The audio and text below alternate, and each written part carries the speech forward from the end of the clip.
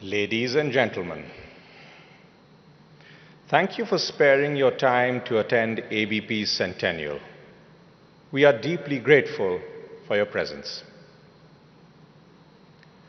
The occasion might lead some of us to Mahadev's tea shop on Prafullo Sarkar Street, some to the Press Club in Delhi, and some to the halls of Parliament.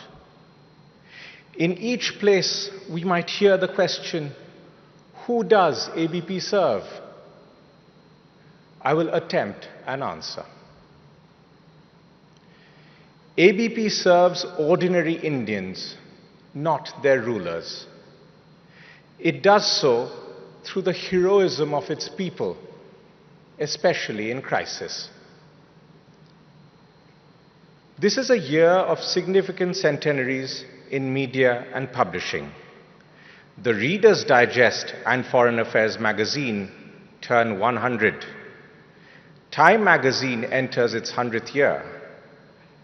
It is 100 years since the BBC's first radio broadcast. It is a century since Eliot's Wasteland and Joyce's Ulysses were published. In 1922, German democracy was straining under hyperinflation as the American economy boomed. Mussolini seized power in Italy. As the British Empire passed its high noon, Ireland won self-rule in January. In March, Gandhi was arrested during his non-cooperation movement in India. As Calcutta celebrated the Festival of Colors, a Bengali evening paper was first published and, in red ink, lent support to Gandhi's cause. The British saw not the red of Dol Jatra, but a warning of danger. 25 years later, Anandabazar Patrika's Silver Jubilee coincided with the year of India's independence. An editorial celebrated the success of the freedom movement and the paper's emergence as one of its leading voices. By 1972, the challenge before the Indian press was soon to be the defense of its freedom. The paper was among the country's largest by circulation. During his Golden Jubilee address, Ashok Kumar Sarkar, then chief editor, said the paper had grown because it had served its readers, not the powerful. Later, when the institution celebrated its 75th anniversary, the Cold War had ended and India was reforming its economy. The group was now publishing the Telegraph and was to foray into television. The then chief editor, Abhik Sarkar, said that Anandabazar's ethos was its willingness to question any establishment that subverted values for the sake of expediency. The principles of personal freedom and the free market were central to editorial policy.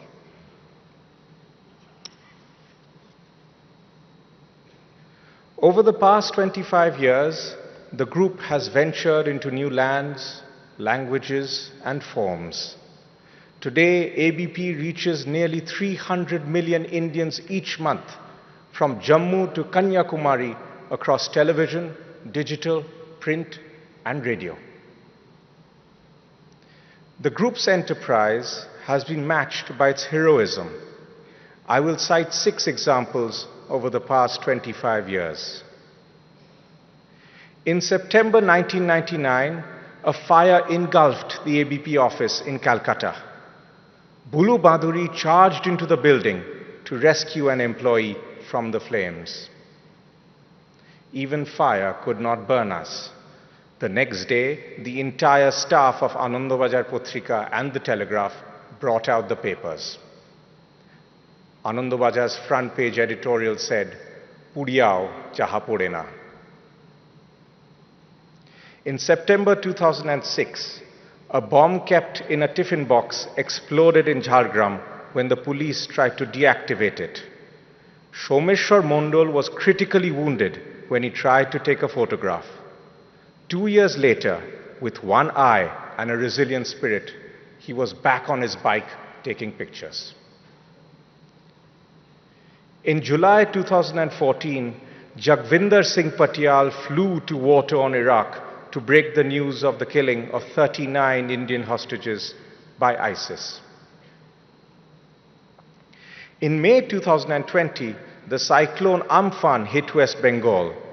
As winds reached 150 kilometers per hour and trees and electric poles fell all around, Rumapal held her ground for 2 hours, reporting on the ravages of the storm. Facing the same cyclone and failed internet lines, Rahul Machi connected a laptop to the CCTV server to send the PDF version of the next day's papers to the printing press. We are lucky to have many other heroes among us. We pay homage to them all. Our heroes face a very different world today. America is no longer the world's policeman. China has risen and Russia is belligerent. Global trade and economic growth have declined and prices are rising rapidly. The ideals of liberal democracy are in retreat.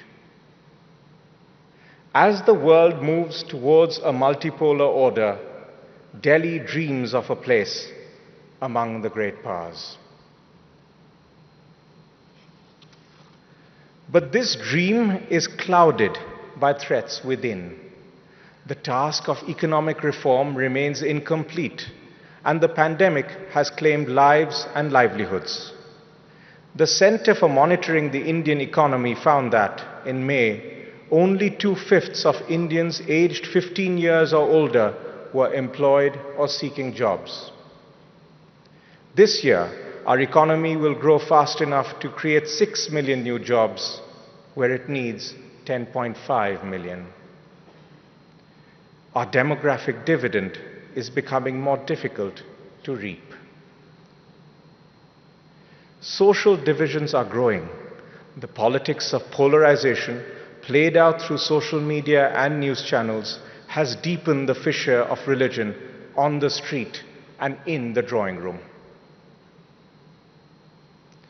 The environment for news media has also suffered a sea change. The spread of the internet has changed publishing in a way not seen since the invention of the printing press. The man in rural Uttar Pradesh has the world in his smartphone. However, independent journalism often draws ire on social media. It also meets the anger of governments at state and center. The authorities, now more sophisticated with their use of law, technology, and commerce, and more ruthless in their punishment of criticism. As the world changes, we will stay true to ourselves. We will continue to provide sound, independent journalism in the public interest. That means doing our work ethically and with rigor. It also entails holding the powerful to account, even in adversity. We advocate realism in foreign policy, or the singular pursuit of the national interest in an anarchic world. This is the path that Delhi has followed in its response to the war in Ukraine. It is also in the world's interest that India retain its relationships on either side of the conflict. We believe that the task of reform must be renewed, and long-term growth must be the government's main concern. The McKinsey Global Institute has estimated that the Indian economy needs to grow at 8 to 8.5% till 2030 in order to employ its young job seekers. However, reforms alone cannot address the material strain on our citizens. The RBI and the government need to rein in inflation, and the poor need a proper safety net. Personal freedom remains as relevant as ever, but we aspire to a larger ideal, which the Constitution calls the dignity of the individual. We believe that social harmony is necessary for national unity. Polarization fetches eyeballs and perhaps helps win some elections, but it does not make the country stronger. In 1933, as dictators rose and India ached for independence, Rabindranath gave the following advice to Anandabajar Potrika. তোমার লেখনী যেন ন্যায় দণ্ড ধরে, শত্রু মিত্র নির্বিভেদে সকলের পরে, স্বজাতির সিংহাসন উচ্চ করি গড়, সেই সঙ্গে মনে রেখো সত্য আরো বড়। স্বদেশেরে চাও যদি তারও ঊর্ধ্বে ওঠো, করোনা দেশের কাছে মানুষের ছোট। A very rough translation in English follows. May your words be just to all, whether friend or foe. Raise high the throne that is the nation, but remember, truth is higher still. If you desire your nation rise still higher, belittle not humanity before country.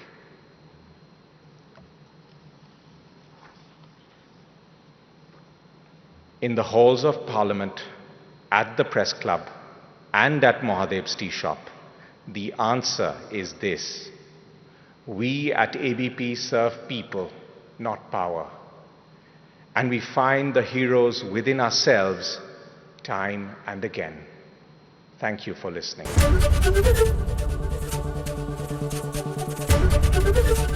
ABP Ganga, खबर आपकी, जुबान आपकी।